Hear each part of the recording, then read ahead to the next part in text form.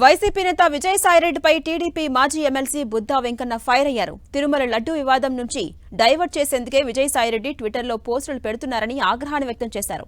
ట్విట్టర్లో ఇంగ్లీష్, హిందీలో ఎందుకు పోస్టులు పెడుతున్నావో అందరికీ తెలుసని, ప్రజలు విజయసాయిరెడ్డి మాటలను నమ్మరని ఆయన అన్నారు.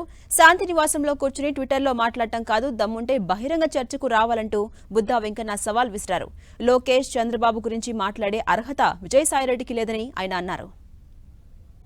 నిన్న దేశమంతా కూడా తిరుపతి లడ్డు వ్యవహారం గురించి మాట్లాడుతూ తిరుపతి లడ్డు అపవిత్రం చేశారనే ఒక దీని మీద దేశం మొత్తం యావత్తు కూడా చర్చించుకుంటుంటే ఆ చర్చని పక్కదారి పట్టేలాగా ఎక్స్లో లోకేష్ బాబు గారి మీద ఆయన గురించి పార్టీ శ్రేణులు విసిగిపోతున్నారంట, పార్టీ సీనియర్లు విసిగిపోతున్నారంట. ఈయనక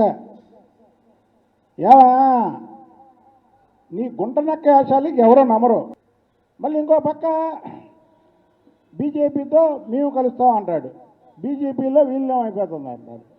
నువ్వు బీజేపీ పార్టీలో చేరడానికి హిందీలో పెడుతున్నాడు. ఎక్స్లో ఈ మధ్య చూడండి,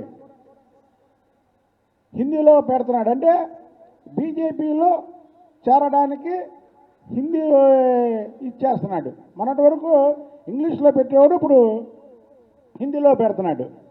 ఈ గుంట నక్క 16 నెలలు జైల్లో ఉన్నాడు. 16 నెలలు తప్పుడు రిపోర్టులు, తప్పుడు ఆడిట్. అంటే ఇతను ఆడిటరు, పాప ఆడిటర్ల వ్యవస్థ అంటే చాలా గౌరవం ఉంటుంది. కానీ ఇతను తప్పుడు లెక్కలు రాసి 16 నెలలు జైల్లో ఉన్న నువ్వు మాకు నీతులు చెప్తావా?